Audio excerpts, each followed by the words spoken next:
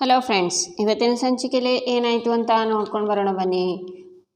ಮನೆಯವರೆಲ್ಲ ತಿಂಡಿಗೆ ಕೂತಿರ್ತಾರೆ. ಕೇಶವ ಮಾತ್ರ ಇರಲ್ಲ. ಅಕ್ಕ, ನೀವು ಇಷ್ಟೊಂದು ಜನಕ್ಕೆಲ್ಲ ಅಡುಗೆ ಮಾಡಬೇಕಲ್ಲ, 3 ಜನ ಸಸಿ ಅಂದರೂ ಸಾಕಾಗಲ್ಲ ಅನಿಸುತ್ತೆ. ನಿಮಗೆ ಅಡುಗೆ ಮನೇಲಿ ಇನ್ನೊಬ್ರು ಯಾರೋ ಬೇಕು ಅಂತ ಅನಿಸುತ್ತೆ ಅಲ್ವಾ ಅಂತಾನೆ ಸುಂದ್ರ. ಇನ್ನೂ ಒಬ್ಬರ ಏನು ಮಾತಾಡ್ತಿದ್ದೆ ಸುಂದ್ರ ಅಂತಾರೆ ಗಿರಿಜಾ ನನಗೊಂದು ಬೇಗ ಮದುವೆ ಮಾಡಿ ಅಂತ ಪರೋಕ್ಷವಾಗಿ ಹೇಳ್ತಾ ಇದ್ದಾನವನು ಅಂತಾರೆ ನಂದನ್. ಬಾವಾ, ನೀವು ನನ್ನ ಎಷ್ಟು ಚೆನ್ನಾಗಿ ಅರ್ಥ ಮಾಡ್ಕೊಂಡಿದ್ದೀರಾ. ನೀವು ನೋಡೋಕಷ್ಟೇ ಬೆಳಗಲ್ಲ, ನಿಮ್ಮ ಮನಸ್ಸೆಲ್ಲ ಬೆಳಗ್ಗೆ. ನೀವು ಹಾಲಿನಂಥ ಬಿಳುಪುಳ್ಳ ಮನಸ್ಸು ನಿಮ್ಮದು. ನೀವು ಇವತ್ತಿನಿಂದ ಬಿಳಿ ಭಾವ ನೋಡಿ. ನೀವು ಹೀಗೆ ನಗ್ತಿದ್ರೆ ಒಳ್ಳೆ ವಿಷ್ಣುವರ್ಧನ್ ಥರ ಕಾಣ್ತೀರ ಭಾವ ಅಂತಾನೆ ಸುಂದ್ರ. ನಿಂದೊಳ್ಳೆ ಅಂತಾರೆ ನಂದನ್. ಆಗ ಕೇಶವ ಬಂದು, ಅಮ್ಮ ನಾನು ಅಂಗಡಿಗೆ ಹೋಗಿ ಬರ್ತೀನಿ ಅಂತಾನೆ. ಕೇಶವ, ಬಾರೋ ಕೂತ್ಕೊಂಡು ತಿಂಡಿ ಮಾಡ್ಬಾ ಅಂತಾರೆ ಗಿರಿಜಾ. ಇಲ್ಲಮ್ಮ, 4-5 ಡೆಲಿವರಿ ಇದೆ, ಲೇಟ್ ಆದರೆ ಮತ್ತೆ ಅದಕ್ಕೆ ಬಯಸ್ಕೋಬೇಕು. ಸರಿ, ನಾನು ಬರ್ತೀನಿ ಅಂತ ಕೇಶವ ಹೋಗ್ತಾನೆ. ಗಿರಿಜಾ, ನನಗೆ ತಿಂಡಿ ಬೇಡ ಅಂತಾರೆ ನಂದನ್. ಅಯ್ಯೋ ದೇವ್ರೆ, ಯಾಕ್ರಿ, ನೀವು ಯಾಕೆ ತಿಂಡಿ ತಿಂದೆ ಹೋಗ್ತಿದ್ದೀರಾ ಅಂತಾರೆ ಗಿರಿಜಾ. ಮತ್ತೆ ನೋಡಿದೆಯಲ್ಲ, ಕೇಶವ ತಿಂಡಿ ಬೇಡ ಅಂತ ಹೋಗ್ತಿದ್ದಾನೆ ಅಂತಾರೆ ನಂದನ್. ಮಾವ, ಕೇಶವಂಗೇನೋ ಕೆಲಸ ಇದೆ ಅಂತ ಹೋದ, ಅದಕ್ಕೆ ನೀವ್ಯಾಕೆ ತಿಂಡಿ ಬಿಡ್ತೀರಾ ಅಂತಾಳೆ ಮೀನಾ. ಕೆಲಸ ಎಲ್ಲ ಏನಿಲ್ಲಮ್ಮ, ನನ್ನ ಮೇಲೆ ಅವನು ಬೇಜಾರು ಮಾಡ್ಕೊಂಡಿದ್ದಾನೆ, ಅದಕ್ಕೆ ತಿಂಡಿ ತಿಂದೆ ಹೋಗ್ತಿದ್ದಾನೆ ಅಂತಾರೆ ನಂದನ್. ಚೇಚೆ, ಹಾಗೇನಿಲ್ಲ ಮಾವ, ಅವನು ನಿಮ್ಮ ವಿಷಯಕ್ಕೆ ಬೇಜಾರಾಗಿಲ್ಲ. ಅವನು ಹೇಳಿದ್ನಲ್ಲ ಬೇರೆ ಬೇರೆ ಕಡೆ ಡೆಲಿವರಿ ಕೊಡೋದಕ್ಕೆ ಹೋಗಬೇಕು ಅಂತ ಅಂತಾಳೆ ಮೀನಾ. ಏನೇ ಆದರೂ ನನಗೆ ತಿಂಡಿ ಬೇಡ. ಅಲ್ಲ, ನಾನು ದುಡಿಯೋದೇನಕ್ಕೆ ಹೇಳು? ನಮ್ಮನೆಯವರೆಲ್ಲ ಚೆನ್ನಾಗಿರಬೇಕು, 3 ಹೊತ್ತು ಹೊಟ್ಟೆ ತುಂಬ ಊಟ ಮಾಡಬೇಕು ಅಂತ ತಾನೆ. ಹಾಗಿರುವಾಗ ನನ್ನ ಮಗ ಹೊಟ್ಟೆ ಹಸ್ಕೊಂಡು ಹೋದರೆ ನನಗೆ ಹೇಗಮ್ಮ ಊಟ ಸೇರುತ್ತೆ? ಬೇಡ ಅಂದರೆ ಬೇಡ ಅಂತಾರೆ ನಂದನ್. ಮಾವ, ನೀವು ತಿಂಡಿ ತಿಂದಿಲ್ಲ ಅಂದರೆ ನನ್ನ ಮೇಲಾಣೆ ಅಂತಾಳೆ ಮೀನಾ ಅಂತಾರೆ ನಂದನ್. ಮತ್ತಿನ್ನೇನು ಮಾವ, ನೀವು ತಿಂಡಿ ತಿನ್ನಲಿಲ್ಲ ಅಂದರೆ ಯಾರೂ ತಿನ್ನಲ್ಲ, ಪರವಾಗಿಲ್ವಾ ಅಂತಾಳೆ ಮೀನಾ. ಹಾಗಲ್ಲಮ್ಮ ಅಂತಾರೆ ನಂದನ್. ಹಾಗೂ ಅಲ್ಲ ಹೀಗೂ ಅಲ್ಲ, ಕೇಶವಂಗೆ ಹಸಿವಾದರೆ ಆಚೆ ತಿನ್ಕೋತಾನೆ ಮಾವ. ನೀವು ಹೊರಗೂ ತಿನ್ನೋದಿಲ್ಲ, ಟ್ಯಾಬ್ಲೆಟ್ ಬೇರೆ ತಗೋಬೇಕು. ದಯವಿಟ್ಟು ತಿಂಡಿ ತಿನ್ನಿ ಮಾವ. ಈಗ ತಿಂಡಿ ತಿಂತೀರೋ ಇಲ್ವೋ ಅಂತಾಳೆ ಮೀನಾ. ಸರಿನಮ್ಮ ಅಂತಾರೆ ನಂದನ್. ಈ ಕೇಶವಂದು ಯಾಕೋ ಅತಿಯಾಯಿತು. ಯಾಕೆ ಈ ಥರ ಆಡ್ತಿದ್ದಾನೆ ಇವನು? ಅಲ್ಲ, ಅವನು ಹೇಗೆ ಸಮಾಧಾನ ಮಾಡೋದು? ಅವನು ಬರೀ ಮಾವನ ಕೋಪ ನೋಡ್ತಿದ್ದಾನೆ, ಆದರೆ ಮಾವನಿಗೆ ಅವನ ಮೇಲಿರೋ ಪ್ರೀತಿ ಕಾಣಿಸ್ತಾನೆ ಇಲ್ವಾ? ಬರೀ ಅವನು ತಿಂಡಿ ಬಿಟ್ಟು ಹೋಗಿದ್ದಕ್ಕೆ ಮಾವ ಇಷ್ಟೊಂದು ಬೇಜಾರು ಮಾಡ್ಕೊಂಡಿದ್ದಾರೆ. ಇನ್ನು ಅವನ ಮನೇನೇ ಬಿಟ್ಟು ಹೋಗೋ ಯೋಚನೆ ಮಾಡಿದ್ದಾನೆ ಅನ್ನೋದು ಮಾವಂಗೆ ಗೊತ್ತಾದರೆ ಎಷ್ಟು ನೊಂದ್ಕೋಬಹುದು ಅಂತ ಮೀನಾ ಯೋಚನೆ ಮಾಡ್ತಾಳೆ. ನಂತರ ಮೀನಾ ರೆಡಿಯಾಗಿ ಗಿರಿಜಾ ಹತ್ರ, ಅತ್ತೆ ನಾನು ಆಫೀಸಿಗೆ ಹೋಗಿ ಬರ್ತೀನಿ ಅಂತಾಳೆ. ಸರಿ ಮೀನಾ ಅಂತ ಡಬ್ಬಿನ ಕೊಡ್ತಾರೆ. ಬರ್ತೀನಿ ಅತ್ತೆ ಅಂತ ಮೀನಾ ಹೇಳುವಾಗ, ಮೀನಾ 1 ನಿಮಿಷ, ಕೇಶವನ ಮನಸ್ಸಲ್ಲಿ ಏನು ನೋಡ್ತಿದೆ ಅಂತಾರೆ ಗಿರಿಜಾ. ಏನಿಲ್ಲ ಅತ್ತೆ ಅಂತಾಳೆ ಮೀನಾ. ಅವನು ಯಾಕೋ ಬೇರೆ ಥರನೇ ನಡ್ಕೋತಿದ್ದಾನೆ ಮೀನಾ. ಅವನು ಯಾವತ್ತೂ ಈ ಥರ ಊಟ ತಿಂಡಿ ಬಿಟ್ಟು ಹೋದವನೇ ಅಲ್ಲ, ತಿಂಡಿ ಬೇಡ ಅಂತ ಎದ್ದವನೇ ಅಲ್ಲ. ಅವನು ಎಷ್ಟೇ ಸಲ ಬೇಜಾರು ಮಾಡ್ಕೊಂಡಾಗಲೂ ಊಟ ತಿಂಡಿ ಬಿಟ್ಟರೆ ನಾನು ಅನ್ಕೋತೀನಿ ಅಂತನೋ ಅಥವಾ ಅವರಪ್ಪ ಬೈತಾರೆ ಅಂತನೋ ಊಟಕ್ಕೆ ಬರ್ತಿದ್ದ ಕಣೆ.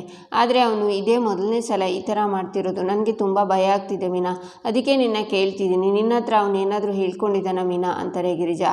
ಅದು ಆ ಥರ ಏನೂ ಇಲ್ಲ ಅತ್ತೆ, ಮಾವ ಬೈದಿದ್ದಾರಲ್ವಾ, ಅದಕ್ಕೆ ಸ್ವಲ್ಪ ಬೇಜಾರಾಗಿದ್ದಾನೆ. ಸರಿ, ಹೋಗ್ತಾನೆ ಬಿಡಿ ಅತ್ತೆ, ನಾನು ಬರ್ತೀನಿ ಅಂತಾಳೆ ಮೀನಾ. 1 ನಿಮಿಷ ನಿಂತ್ಕೋ, ನೀನೇನೋ ಮುಚ್ಚಿಡ್ತಿದ್ಯಾ ಅಂತ ನನಗನ್ನಿಸ್ತಿದೆ. ಏನು ನಡೀತಿದೆ ಹೇಳು ಮೀನಾ ಅಂತಾರೆ ಗಿರಿಜಾ.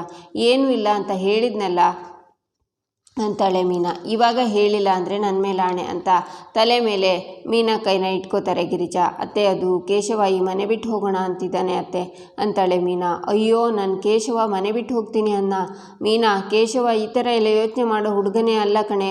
ಅವ್ನು ಮನೆ ಬಿಟ್ಟು ಹೋಗ್ತೀನಿ ಅಂದರೆ ಯಾಕೆ, ಅವರಪ್ಪ ಬೈದರು ಅಂತನಾ? ಅಲ್ಲ ಮೀನಾ, ನೀನಾದರೂ ಅವನಿಗೆ ಹೇಳಬೇಕಿತ್ತು ಕಣೆ. ನಿಮ್ಮ ಅಪ್ಪ ಬೈಯೋದ್ರ ಹಿಂದೆ ನೀನು ಚೆನ್ನಾಗಾಗಲಿ, ನಿನ್ನ ಜೀವನ ದೊಡ್ಡ ಮನುಷ್ಯ ಆಗಲಿ ಅಂತ ಬೈಯೋದು ಅಂತ ಅಲ್ಲ. ಅದು ಹೇಗೆ ಕೇಶವ ನಂದಗೋಕುಲದಿಂದ ಬೇರೆ ಹೋಗೋ ನಿರ್ಧಾರ ತಗೊಂಡ್ಬಿಟ್ಟ ಮೀನಾ, ಹೇಳೆ ಅಂತ ಅಳ್ತಾರೆ ಗಿರಿಜಾ. ಅತ್ತೆ, ನಾನು ಏನೇ ಹೇಳಿದ್ರು ಅವ್ನು ಕೇಳೋ ಪರಿಸ್ಥಿತಿನಲ್ಲಿ ಇಲ್ಲ ಅತ್ತೆ. ಅವನ ಮನಸ್ಸು ಎಷ್ಟು ಕಲ್ ಮಾಡ್ಕೊಂಡಿದ್ದಾನೆ ಅಂದರೆ ಸ್ವತಃ ಮಾವನೇ ಬಂದು ಅವನ ಹತ್ರ ಚೆನ್ನಾಗಿ ಮಾತಾಡಿಕೊಂಡು ಕನ್ವಿನ್ಸ್ ಮಾಡಿದ್ರು ಅವನ ಮನಸ್ಸು ಕರಗಲ್ಲ ಅತ್ತೆ. ಅಷ್ಟು ಕಲ್ ಮಾಡ್ಕೊಂಡ್ಬಿಟ್ಟಿದ್ದಾನೆ ಅವನು ಅಂತಾಳೆ ಮೀನಾ. ಏನು ಹೇಳ್ತಿದ್ಯಾ ಮೀನಾ? ಅಂದರೆ ನಮ್ಮ ನಂದಗೋಕುಲ ಒಡೆದೋಗುತ್ತಾ? ಅಯ್ಯೋ ದೇವ್ರೆ, ನಾನೇನು ಮಾಡಲಿ ಮೀನಾ?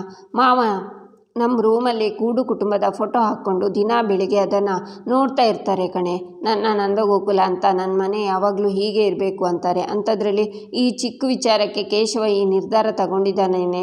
ಅಯ್ಯೋ ಅಯ್ಯೋ ಅಂತ ಅಳ್ತಾರೆ ಗಿರಿಜಾ. ಸಮಾಧಾನ ಮಾಡ್ಕೊಳ್ಳಿ ಅತ್ತೆ ಅಂತಾಳೆ ಮೀನಾ. ನೀನು ಒಂದು ಹುಡುಗಿನ ತೋರಿಸಿದ್ಯಲ್ಲ, ಅದೇ ನಿಮ್ಮ ಆಫೀಸಲ್ಲಿ ಕೆಲಸ ಮಾಡೋ ಹುಡುಗಿ, ಆ ಹುಡುಗಿ ಸಂಬಂಧ ಎಲ್ಲ ಸರಿ ಹೋಗಿತ್ತು ತಾನೆ. ನಾವು ಆ ಹುಡುಗಿನ ಮದುವೆ ಮಾಡ್ಕೊಳ್ಳೋದು ಅಂತ ಆಗಿತ್ತು ತಾನೆ. ಆದರೆ ಆ ಹುಡುಗಿ ನಮ್ಮ ಮಹಾದೇವನ ಮನೆಯಿಂದ ಕರ್ಕೊಂಡು ಹೋಗ್ತೀನಿ ಅಂದಿದ್ದಕ್ಕೆ ಅಲ್ವೇನೆ ಸಂಬಂಧ ಮುರಿದು ಬಿದ್ದಿದ್ದು. ನಿಮ್ಮ ಮಾವನ ಉಸಿರು ಇರೋದೇ ಈ ಮನೆ ಒಗ್ಗಟ್ಟಲ್ಲಿ ಕಣೆ ಮೀನಾ. ಈ ಮನೆ ಒಗ್ಗಟ್ಟೇನಾದರೂ ಒಡೆದೋದ್ರೆ ನಿಮ್ಮ ಮಾವ ಅಯ್ಯೋ ದೇವ್ರೆ, ಇಲ್ಲಿ ನೋಡು ಮೀನಾ, ಒಂದು ಮಾತಂತೂ ಹೇಳ್ತಿದ್ದೀನಿ, ನಿಮ್ಮ ಮಾವಂಗೆ ಏನಾದರೂ ಹೆಚ್ಚು ಕಮ್ಮಿ ಆದರೆ ನಾನಂತೂ ಬದುಕಿರಲ್ಲ ಅಂತ ಗಿರಿಜಾ ಪಾತ್ರೆನೆಲ್ಲ ಬಿಸಾಕಿ ಆಳ್ತಾರೆ. ಅತ್ತೆ ಸಮಾಧಾನ ಮಾಡ್ಕೊಳ್ಳಿ ಅತ್ತೆ ಅಂತ ಕೂಗ್ತಾಳೆ ಮೀನಾ. ಆಗ ಗಿರಿಜಾ ಸುಮ್ಮನಾಗ್ತಾರೆ. ಒಂದು ನಿಮಿಷ ನಾನು ಹೇಳೋದನ್ನು ಸಮಾಧಾನವಾಗಿ ಕೇಳಿಸ್ಕೊಳ್ಳಿ ಅತ್ತೆ. ನಾನು ನಿಮ್ಮ ಸೊಸೆ ಮೀನಾ ಹೇಳ್ತಿದ್ದೀನಿ. ಈ ಮನೆ ಅನ್ನದ ಋಣ ನನ್ನ ಮೇಲಿದೆ ಅತ್ತೆ. ನನ್ನ ಅಪ್ಪ ಅಮ್ಮ ನಾನು ಸತ್ತೋದೆ ಅಂತ ತಲೆ ಮೇಲೆ ನೀರು ಹಾಕ್ಕೊಂಡು ಹೋದಾಗ ನನ್ನ ಎದೆನೇ ಹೋಗಿತ್ತು ಅತ್ತೆ. ಆದರೆ ನಾನು ಕಾಡೋಕೆ ಬಿಡಲಿಲ್ಲ. ಈ ಮನೆ ಇದು ಬರೀ ನನ್ನ ಗಂಡನ ಮನೆ ಅಲ್ಲ, ನನ್ನ ಮನೆ. ಒಂದು ಹೆಣ್ಣಿಗೆ ಅಮ್ಮ ತುಂಬ ಮುಖ್ಯ. ಆದರೆ ಅವ್ರು ನನ್ನಿಂದ ದೂರ ಆಗಿದ್ದಾರೆ. ಆ ಸ್ಥಾನನ ನೀವು ತುಂಬಿ ನನಗೆ ಪ್ರೀತಿಯಿಂದ ಕೈತುತ್ತು ಕೊಟ್ಟಿದ್ದೀರಾ. ನಿಮ್ಮ ಋಣ ನನ್ನ ಮೇಲಿದೆ ಅತ್ತೆ. ಹೀಗಿರುವಾಗ ಈ ಮನೆ ಒಡೆದೋಗೋದಕ್ಕೆ ನಾನು ಬಿಡ್ತೀನ ಅತ್ತೆ? ಕೇಶವ ಏನೋ ಆತುರದಲ್ಲಿ ಮನೆ ಬಿಟ್ಟು ಹೋಗೋ ನಿರ್ಧಾರ ತಗೊಂಡಿರ್ಬೋದು, ಆದರೆ ಅವನು ಮನೆ ಬಿಟ್ಟು ಹೋಗದೆ ಇರೋ ಥರ ನಾನು ಮಾಡ್ತೀನಿ. ನಾನು ನಿಮ್ಮಲ್ಲಿ ಕೇಳ್ಕೊಳ್ಳೋದು ಒಂದೇ ಅತ್ತೆ, ನನ್ನನ್ನು ನಂಬಿ, ಮೀನನ್ನು ನಂಬಿ ಅಂತ ಗಿರಿಜಾ ಕೈ ಇಟ್ಕೊಂಡು ಈ ನಂದಗೋಕುಲ ಒಡೆಯೋಕ್ಕೆ ನಾನು ಬಿಡಲ್ಲ ಅತ್ತೆ. ಈ ಒಗ್ಗಟ್ಟನ್ನು ಸಾಯಿಸೋಕ್ಕೆ ಸಾವೇ ಬಂದರೂ ಅದು ನನ್ನನ್ನು ದಾಟೆ ಹೋಗಬೇಕು ಅಂತಾಳೆ ಮೀನಾ. ಈಚೆ ಮೀನಾ ಒಂದು ಕಡೆ ಕೇಶವಂಗೆ ಕಾಯ್ತಿರ್ತಾಳೆ. ಕೇಶವ ಬಂದು, ಮೀನಾ ಏನಕ್ಕೆ ಅರ್ಜೆಂಟಾಗಿ ಬರೋಕೆ ಹೇಳಿದೆ? ಅಲ್ಲಿ ತುಂಬ ಕೆಲಸ ಇದೆ ಕಣೆ. ಕೆಲಸ ಮಾಡಿಲ್ಲ ಅಂದರೆ ಗೊತ್ತಲ್ಲ, ನಿಮ್ಮ ಮಾವನ ಹತ್ರ ಬಯಸ್ಕೋಬೇಕಾಗುತ್ತೆ ಅಂತಾನೆ ಕೇಶವ.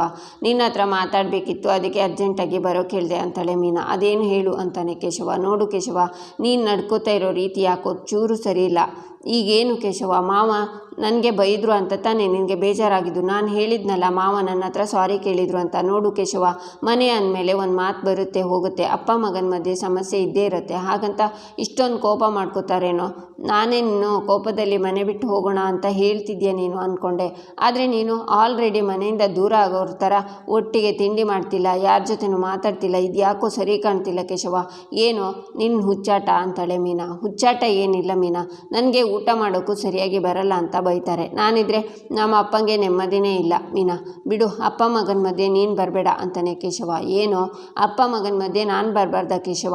ಇಬ್ಬರು ಸಂಬಂಧದ ನಡುವೆ ಬಿರುಕು ಬಂದಿದೆ. ಇದನ್ನು ನೋಡ್ಕೊಂಡು ಕೂರೋಕ್ಕೆ ನಾನೇನು ಲವ್ವರ್ ಅಲ್ಲ ಕಣೋ, ನಿನ್ನ ಹೆಂಡ್ತಿ. ಅಷ್ಟೇ ಅಲ್ಲ ಕೇಶವ, ನಾನು ಆ ಮನೆ ಸೊಸೆ. ನಿನಗೆ ಬೇಜಾರಾದರೂ ನನಗೆ ನೋವಾಗುತ್ತೆ, ಹಾಗೆ ಮಾವಂಗೆ ಬೇಜಾರಾದರೂ ನನಗೆ ನೋವಾಗುತ್ತೆ.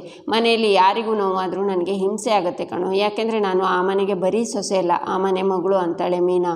ಈಗ ಏನು ಹೇಳೋಕೆ ಹೊರಡ್ತಿದ್ಯಾ ಅಂತಾನೆ ಕೇಶವ. ಮನೆ ಬಿಟ್ಟು ಹೋಗಬೇಕು ಅಂತ ಆಗಿಂದ ನೀನು ವಿಚಿತ್ರವಾಗಿ ಆಡ್ತಿದ್ದೆ ಕೇಶವ. ನೋಡು, ನಿನ್ನ ಹೆಂಡತಿಯಾಗಿ ಆ ಮನೆ ಸೊಸೆಯಾಗಿ ಎರಡೂ ಕಡೆ ನಿಂತ್ಕೊಂಡು ಯೋಚನೆ ಮಾಡಿ ಹೇಳ್ತಾ ಇದ್ದೀನಿ. ನೀನು ಮನೆ ಬಿಟ್ಟು ಹೋಗೋ ನಿರ್ಧಾರನ ಬದಲಾಯಿಸಬೇಕು ಅಂತಾಳೆ ಮೀನಾ. ಮೀನಾ, ನಿನಗೆ ಅಷ್ಟೆಲ್ಲ ಹೇಳಿದ ಮೇಲೂ ಹೀಗೆ ಮಾತಾಡ್ತಿದ್ಯಾ? ನನ್ನ ಪರಿಸ್ಥಿತಿ ನಿನಗೆ ಅರ್ಥನೇ ಆಗ್ತಿಲ್ವಾ? ನಾನು ಆ ಮನೆ ಮಗನಾಗಿ ನಿನ್ನ ಗಂಡನಾಗಿ ಎರಡೂ ಸ್ಥಾನದಲ್ಲಿ ನಿಂತ್ಕೊಂಡೆ ಈ ನಿರ್ಧಾರನ ತಗೊಂಡಿರೋದು. ಆ ನಿರ್ಧಾರ ಸರಿಯಾಗೇ ಇದೆ ಅಂತಾನೆ ಕೇಶವ. ಏನು ಸರಿಯಾಗಿದೆ? ನೀನು ಹೇಳ್ತಿರೋದು ಒಂದು ಕೂಡು ಕುಟುಂಬದಿಂದ ಆಚೆ ಬರೋಣ ಅಂತ. ಅಂದರೆ ಹೆಮ್ಮರದಿಂದ ಒಂದು ಮರದ ಕೊಂಬೆ ಬಿದ್ದ ಹಾಗಿದೆ ಅಂತಾಳೆ ಮೀನಾ. ನೀನು ಹೇಳ್ತಿರೋದು ಕರೆಕ್ಟಾಗೇ ಇದೆ ಮೀನಾ, ಆದರೆ ಒಂದು ಮಾತು ನೆನ್ಪಿಟ್ಕೋ, ನಾನು ಆ ಮನೆ ಬಿಟ್ಟು ಹೋಗೋ ನಿರ್ಧಾರನ ಸ್ವಾರ್ಥದಿಂದ ತಗೊಂಡಿಲ್ಲ. ಮನೇಲಿ ಏನೇ ಆಗಲಿ ಅದರಲ್ಲಿ ನನ್ನ ಸರಿ ಇರಲಿ ತಪ್ಪಿರಲಿ, ಅಪ್ಪ ನನ್ನ ಮೇಲೆ ಕೋಪ ಮಾಡ್ಕೋತಿದ್ದಾರೆ, ಬೈತಿದ್ದಾರೆ.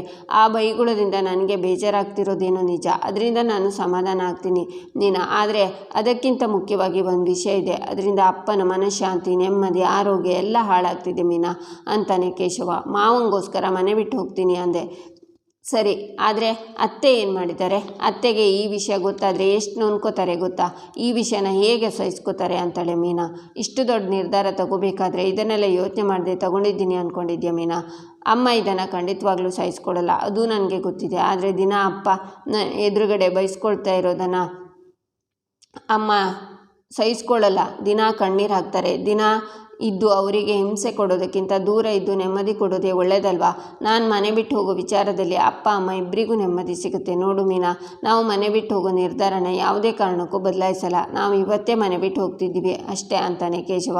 ನನಗೆ ಗೊತ್ತು ಮೀನಾ, ನಮ್ಮ ಮನೆಯವರನ್ನು ನೀನು ನನ್ನಷ್ಟೇ ಹಚ್ಕೊಂಡಿದ್ಯಾ ಅಂತ. ಅಪ್ಪ ಅಮ್ಮ ಅಣ್ಣ ತಮ್ಮ ರಕ್ಷಾ ಎಲ್ಲರನ್ನ ಇವರನ್ನೆಲ್ಲ ಬಿಟ್ಟು ಹೋಗೋದು ಕಷ್ಟನೇ, ನನಗೂ ಕಷ್ಟನೇ. ಆದರೆ ಇದನ್ನೆಲ್ಲ ಮೀರಿ ನೀನು ನನ್ನ ಜೊತೆ ಬರ್ತೀಯಾ ಅಂತ ನಾನು ಅಂದ್ಕೊಂಡಿದ್ದೀನಿ ಅಂತಾನೆ ಕೇಶವ. ಬರ್ತೀನಿ ಕೇಶವ, ನಾವು ಮನೆ ಬಿಟ್ಟು ಹೋಗೋಣ, ನಾನು ಬರ್ತೀನಿ ಅಂತಾಳೆ ಮೀನಾ.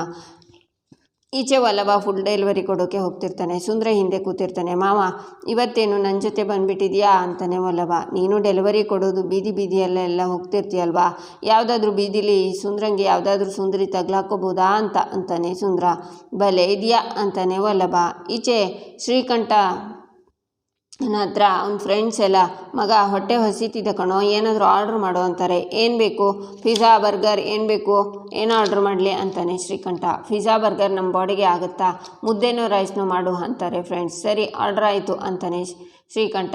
ಈಚೆ ವಲ್ಲಭಂಗೆ ಮೆಸೇಜ್ ಬರುತ್ತೆ. ವಲ್ಲಭ ಗಾಡಿ ನಿಲ್ಲಿಸಿ, ಹೊಸ ಆರ್ಡ್ರ್ ಬಂದಿದೆ ಮಾವ, ಬರ್ತೀಯಾ ನನ್ನ ಜೊತೆ ಅಂತಾನೆ ವಲ್ಲಭ. ನಡಿ ಹೋಗೋಣ ಅಂತಾನೆ ಸುಂದರ. ಈಚೆ ಮೀನಾ, ಯಾಕೆ ಕೇಶವ ಹಾಗೆ ನೋಡ್ತಿದ್ಯಾ ಅಂತಾಳೆ. ಏನಿಲ್ಲ, ಕೊನೆಗೂ ಒಪ್ಕೊಂಡಿಯಲ್ಲ ಅದಕ್ಕೆ ಅಂತಾನೆ ಕೇಶವ. ಆದರೆ ಒಂದು ಕಂಡೀಷನ್ ಅಂತಾಳೆ ಮೀನಾ. ಏನು ಕಂಡೀಷನ್ ಅಂತಾನೆ ಕೇಶವ.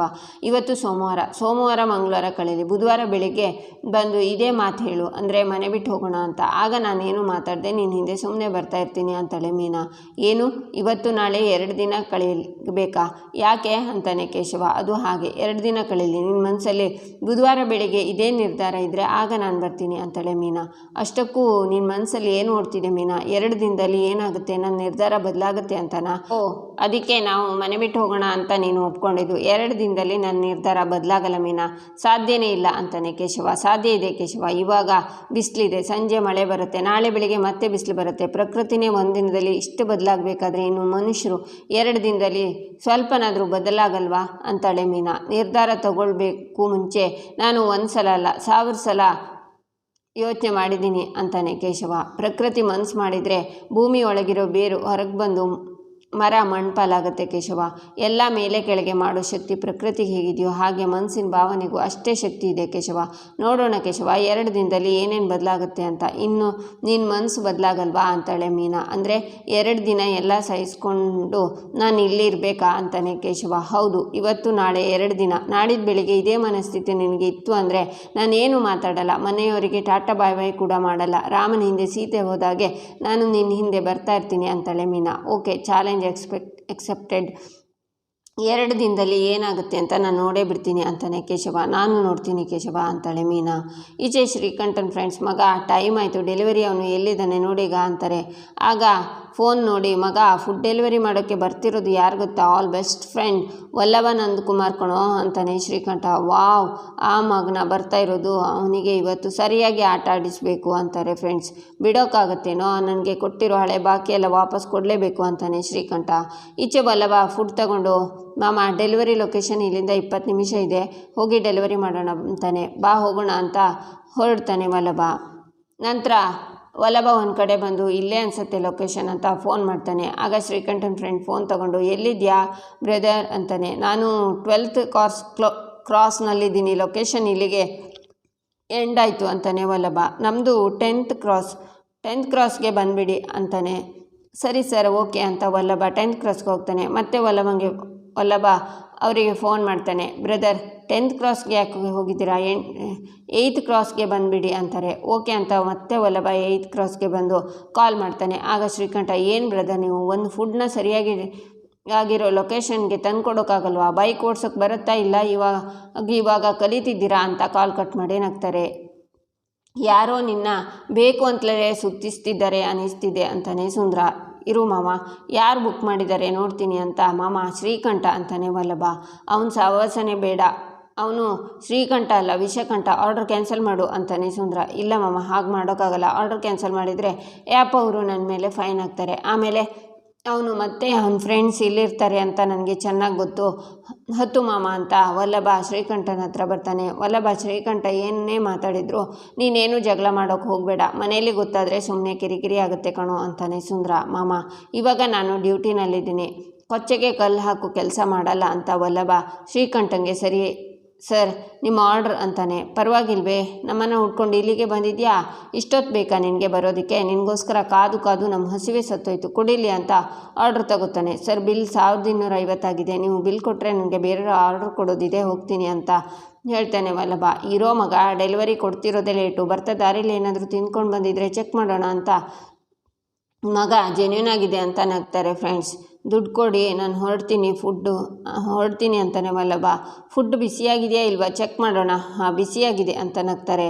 ಸರ್, ಬಾಕಿ ಆರ್ಡ್ರ್ ಇದೆ, ದುಡ್ಡು ಕೊಟ್ಟರೆ ಹೊರಡ್ತೀನಿ ಅಂತಾನೆ ವಲ್ಲಭ. ಆಗ ಶ್ರೀಕಂಠ, ಥೂ ಏನು ನಿಂದು, ಯಾವಾಗಲೂ ದುಡ್ಡು ದುಡ್ಡು ಅಂತ ಸಾಯ್ತಿ ಅಂತ ಅವ್ನ ಶರ್ಟ್ಗೆ ಕೈ ಒರೆಸ್ತಾ, ಯಾವತ್ತೂ ದುಡ್ಡೇ ನೋಡಿಲ್ವಾ ಅಂತ ದುಡ್ಡನ್ನು ಮುಖಕ್ಕೆ ಬಿಸಾಕ್ತಾನೆ. ತಗೋ ನಿನ್ನ ದುಡ್ಡು ಅಂತಾನೆ. ಏಯ್ ಶ್ರೀಕಂಠ, ಅತಿ ಆಯ್ತು ಕಣ್ಣು ನಿಂದು ಅಂತ ಸುಂದ್ರ ಮುಂದೆ ಬರ್ತಾನೆ. ಆಗ ವಲ್ಲಭ ಸುಂದ್ರನ ತಡಿತಾನೆ. ಬಿದ್ದಿರೋ ದುಡ್ಡನ್ನು ತಗೊಳ್ಳುವಾಗ ಶ್ರೀಕಂಠನ ಫ್ರೆಂಡ್ಸ್, ಮಗ ಆಯ್ಕೊಂಡು ತಿನ್ನೋದು ಅಂದರೆ ಏನು ಅಂತ ಗೊತ್ತಿರಲಿಲ್ಲ ನನಗೆ, ಇವಾಗ ಗೊತ್ತಾಯ್ತು ನೋಡು ಅಂತ ನಗ್ತಾರೆ. ವಲ್ಲಭ ಅಲ್ಲಿಂದ ಗಾಡಿ ಹತ್ರ ಬರ್ತಾನೆ. ಈ ಕಿತ್ತೋದು ಕೆಲಸ ಮಾಡೋಕ್ಕೆ ಈ ಕಿತ್ತೋದು ಗಾಡಿ ಇಟ್ಕೊಂಡು ಬಂದಿದ್ದಾನೆ ಅಂತ ನಗ್ತಾನೆ ಶ್ರೀಕಂಠ. ಆಗ ವಲ್ಲಭ ಸಿಟ್ಟಿಂದ ನೋಡ್ತಾನೆ. ಈಚೆ ಸುಂದ್ರ ಅಮೂಲ್ಯ ಹತ್ರ, ಯಾಕಮ್ಮ ನೀನು ಇಷ್ಟೊಂದು ಡಲ್ಲಾಗಿದೆಯಾ ಅಂತಾನೆ. ವಲ್ಲಭ ಕತ್ತಲ್ಲಿ ಚಿಕ್ಕ ಗಾಯ ಆಗಿದೆ ಮಾವ ಅಂತಾಳೆ ಅಮೂಲ್ಯ. ಅದು ಏನಾಯಿತು ಅಂದರೆ ಅಮ್ಮು ಅಂತ ವಲ್ಲಭ ಶ್ರೀಕಂಠನ ಹತ್ರ ಫೈಟ್ ಮಾಡಿದ್ದನ್ನು ಹೇಳ್ತಾನೆ ಸುಂದ್ರ. ಈಚೆ ಅಮೂಲ್ಯ ಶ್ರೀಕಂಠನ ಕರೆದು, ಏನಕ್ಕೆ ಹೊಸ ಕಿರಿಕ್ ಮಾಡಿ ನಮ್ಮ ವಲ್ಲಭಂಗೆ ತೊಂದರೆ ಕೊಡ್ತಿದ್ಯಾ? ವಲ್ಲಭಂಗೆ ಯಾರೂ ಇಲ್ಲ ಅಂತ ನೀನು ಅಂದ್ಕೊಂಡಿರ್ಬೋದು, ಬಟ್ ಯುವರ್ ಕೈಂಡ್ ಇನ್ಫಾರ್ಮೇಷನ್, ವಲ್ಲಭಂಗೆ ನಾನಿದ್ದೀನಿ, ಅವನು ಹೆಂಡ್ತಿ ಅಮೂಲ್ಯ ಅಂತಾಳೆ ಅಮೂಲ್ಯ. ಆಗ ವಲ್ಲಭ ಮನೆ ಮೆಟ್ಲಲ್ಲಿ ನಿಂತ್ಕೊಂಡು ನೋಡ್ತಾ ಇರ್ತಾನೆ. ಎಷ್ಟೇ ಧೈರ್ಯ ನಿನಗೆ ಅಂತ ಶ್ರೀಕಂಠ ಹೊಡೆಯೋಕ್ಕೆ ಅಮೂಲ್ಯಂಗೆ ಕೈ ಎತ್ತುತ್ತಾನೆ. ಆಗ ಅಮೂಲ್ಯ ಅವನ ಕೈನ ಹಿಡ್ಕೋತಾಳೆ. ಇಲ್ಲಿಗೆ ಈ ಸಂಚಿಕೆ ಮುಕ್ತಾಯವಾಗುತ್ತೆ. ಮುಂದಿನ ಸಂಚಿಕೆಗಾಗಿ ನಮ್ಮ ಚಾನಲನ್ನು ನೋಡಿ ಸಬ್ಸ್ಕ್ರೈಬ್ ಮಾಡಿ, ಲೈಕ್ ಮಾಡಿ, ಸಪೋರ್ಟ್ ಮಾಡೋದನ್ನು ಮರಿಬೇಡಿ.